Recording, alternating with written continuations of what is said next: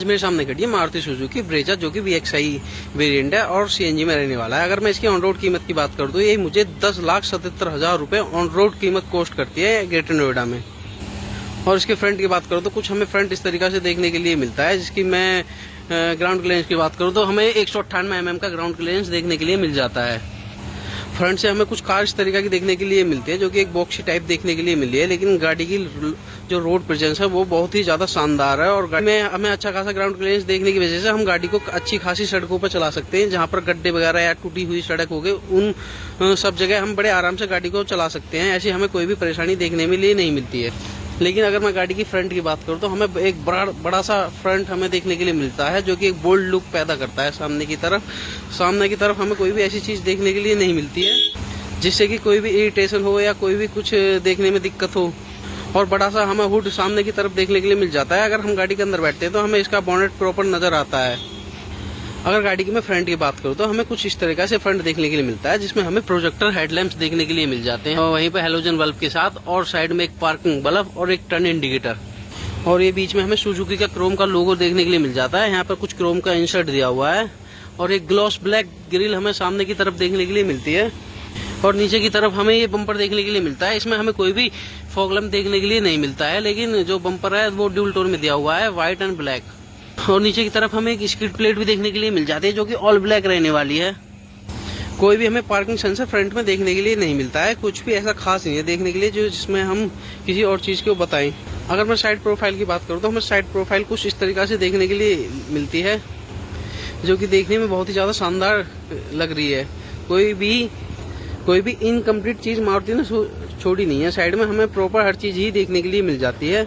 और गाड़ी की लेंथ की बात करूँ तो इसमें हमें 3995 mm की लेंथ देखने के लिए मिलती है, 1790 mm का विड्थ देखने के लिए मिलती है, और 1685 mm की हाइट देखने के लिए मिलती है। अगर मैं व्हील बेस की बात करूं तो इसमें हमें 2500 mm का व्हील बेस देखने के लिए मिलता है, जो कि अगले टायर से पिछले टायर के बीच का जो ग्राउंड डिस्टेंस है। अगर मैं गाड़ी के टायर साइज की बात करूं 215 60 16 का स्टील रिम देखने के लिए मिलता है विद व्हील कैप के साथ। हमें कंपनी इसमें व्हील कैप पीछे से ऑफर करती है।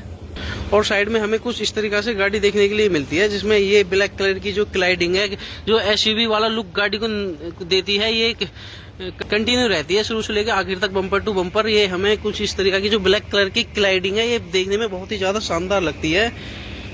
और मैं ORVM की बात करूं तो हमें इसमें इलेक्ट्रिकल एडजस्टेबल ORVM देखने के लिए मिल जाते हैं, जो कि टर्न इंडिकेटर के साथ मिलते हैं। हमें कोई भी फेंडर पे इंडिकेटर देखने के लिए नहीं मिलता है। और इसी के साथ ही इसमें हमें बॉडी कलर डोर हैंडल भी देखने के लिए मिलते हैं। कोई भी हमें ब्लैक कलर का डोर हैंडल देखने के लिए नहीं मिलता है, जो कि देखने में बहुत ज्यादा बेकार लगता है। इस गाड़ी में हमें सब चीजें लगभग कंपनी फिटेड ही देखने के लिए मिल जाती हैं। और मैं A पिलर, B पिलर और C पिलर की बात करूँ तो ये हमें ऑल ब्लैक देखने के लिए मिलता है, जो कि कंपनी से ही ऐसा आता है। और इस गाड़ी का A pillar, B pillar, C pillar black होने की वजह से रूफ हमें ऐसे लगती है जैसे गाड़ी की हवा में ही फ्लो कर रही हो, जैसे अलग से लगी हो, जो कि देखने में बहुत ही ज्यादा शानदार लगती है। अगर मैं गाड़ी के ब्रेक की बात करूँ तो आगे की तरफ हमें डिस्क और पीछे की तरफ हमें ड्रम ब्रेक देखने के लिए मिलते हैं। पीछे की तरफ हमें कोई भी डिस्क ब्रेक देखने के लिए नहीं मिलता है। पीछे से कुछ गाड़ी का लुक इस तरीका का निकल के आता है, जो कि देखने में बहुत ही ज्यादा शानदार लग रहा है। और पीछे की तरफ हमें कोई भी गाड़ी में रियर वाइपर देखने के लिए नहीं मिलता है, ना ही कोई रियर बॉसर। बस हमें खाली इसमें डिफोगर देखने के लिए मिलता है। यहाँ पर हमें हाई माउंट स्टॉप लैंप देखने के लिए मिलता है, और ऊपर शार्पिंग एंटीना देखने के लिए मिल जाता है। और पीछे की तरफ हमें कोई भी LED tail lamp, connecting tail lamp नहीं देखने के लिए मिलता है, लेकिन दोनों जो टेल लैंप है वो LED रहने वाले हैं। और पीछे की तरफ हमें यहाँ सुजुकी क्रोम, एक सुजुकी का लोगो और बीच में ब्रेजा की बैचिंग देखने के लिए मिलती है। और पीछे की तरफ हमें 4 पार्किंग सेंसर गाड़ी में देखने के लिए मिल जाते हैं, और 2 रिफ्लेक्टर, जो कि गाड़ी में बहुत ही ज्यादा शानदार लुक निकाल के देते हैं। पीछे की तरफ बिल्कुल SUV वाली लुक लगती है देखने में। और पीछे की तरफ हमें बूट कुछ इस तरीका से देखने के लिए मिलता है, जिसमें CNG की सिलेंडर की प्लेसमेंट हो रहा है। उसके बाद में भी हमें कुछ अच्छा खासा बूट निकल के आता है सामने। और कंपनी पीछे की तरफ भी हमें रियर पार्सल की ट्रे की इंस्टॉलमेंट देती है, और CNG सिलेंडर कुछ इस तरीका से लगा हुआ है, जो कि अच्छा खासा देखने में लग रहा है। बिल्कुल देखने में लगता नहीं कि पीछे की तरफ गाड़ी में CNG सिलेंडर लगा हो।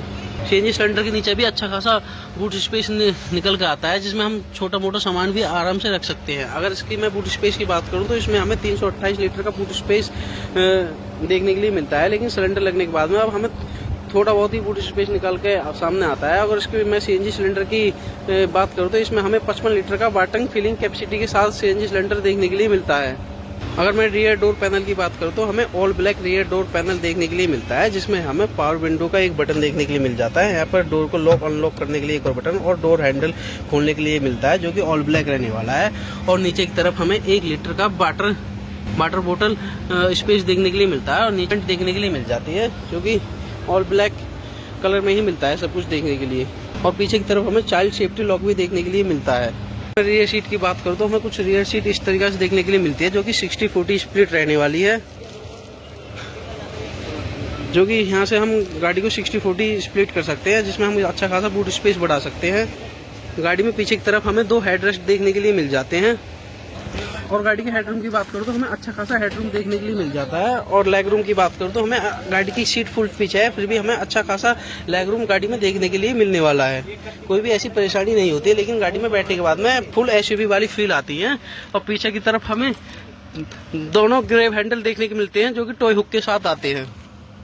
और एक आगे की तरफ ग्रेब हैंडल देखने के लिए मिलता है, लेकिन वो टॉय हुक के साथ नहीं आता है। लेकिन गाड़ी में पीछे की तरफ रियर एसी वेंट भी दिए हुए हैं, जो कि पीछे वाले पैसेंजर के लिए बहुत ज़्यादा यूजफुल रहने वाले हैं। और एक टॉय हुक गाड़ी में पीछे की तरफ भी दे रखा है, जिसमें हम कोई भी सामान वगैरह कैरी कर सकते हैं कुछ इस तरीका से। इस पर हम 4 से 5 लीटर का कोई भी वेट बड़े आराम से टांग सकते हैं। अगर मैं आगे की डोर फ्रंट पैनल की बात करूँ तो ये हमें कुछ इस तरीका से डोर फ्रंट पैनल देखने की मिलता है, जो कि ऑल ब्लैक रहने वाला है। और यहाँ पर हमें पावर विंडो के स्विच देखने के लिए मिल जाते हैं। यहाँ पर लॉक अनलॉक करने के लिए बटन दे रखा है। यहाँ पर ORVM को फोल्ड और एडजस्टेबल करने के लिए नॉब दी हुई है। और यहाँ पर हमें डोर खोलने के लिए ऑल ब्लैक का ही दे रखा है, कोई भी क्रोम ट्रीटमेंट हमें यहाँ डोर हैंडल में दिया नहीं गया है। और नीचे की तरफ हमें 1 लीटर वाटर बोतल होल्डर दिया हुआ है और यहाँ पर थोड़ा सा कुछ स्पेस दिया है। और यहाँ पर स्पीकर की प्लेसमेंट दी हुई है। कुछ हमें फ्रंट डोर इस तरीका से देखने के लिए मिलता है।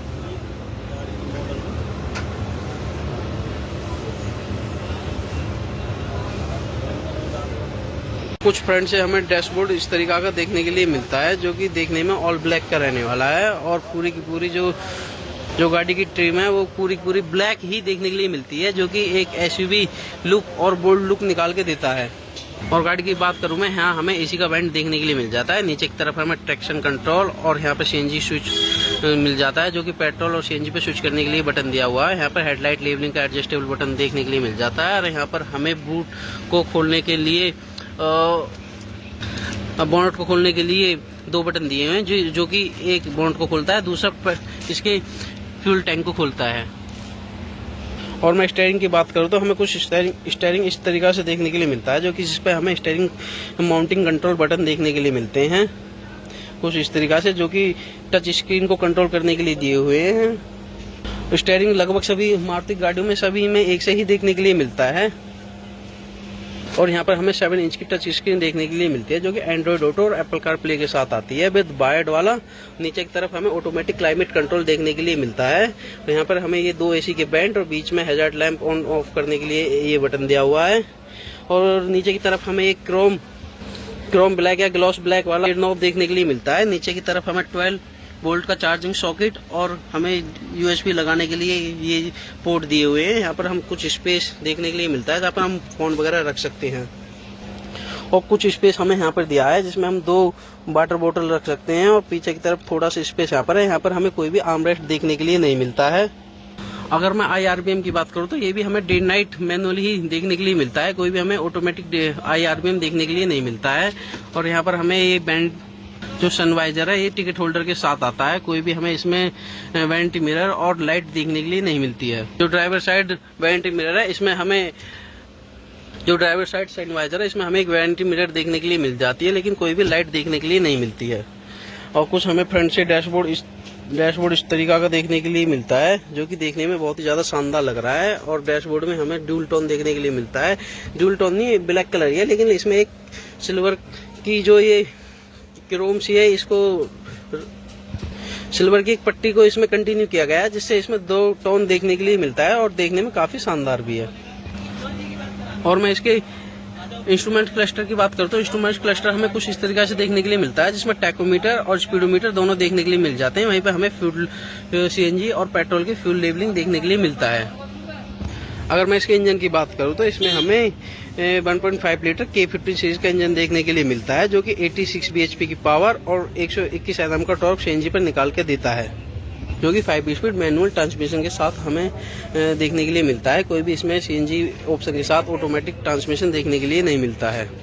और गाड़ी के लेफ्ट साइड में हमें फ्यूल टैंक देखने के लिए मिलता है। कुछ हम यहाँ से इसमें फ्यूल डला सकते हैं, जिसमें पेट्रोल और सीएनजी का ऑप्शन हमें दोनों एक ही जगह दिए हुए हैं, कोई भी हमें अलग अलग देखने के लिए नहीं मिलता है। इसका अगर मैं फ्यूल टैंक कैपेसिटी की बात करूँ पेट्रोल की, तो 42 लीटर इसमें पेट्रोल आता है और 7 से 8 लीटर सीएनजी इसमें आ जाती है।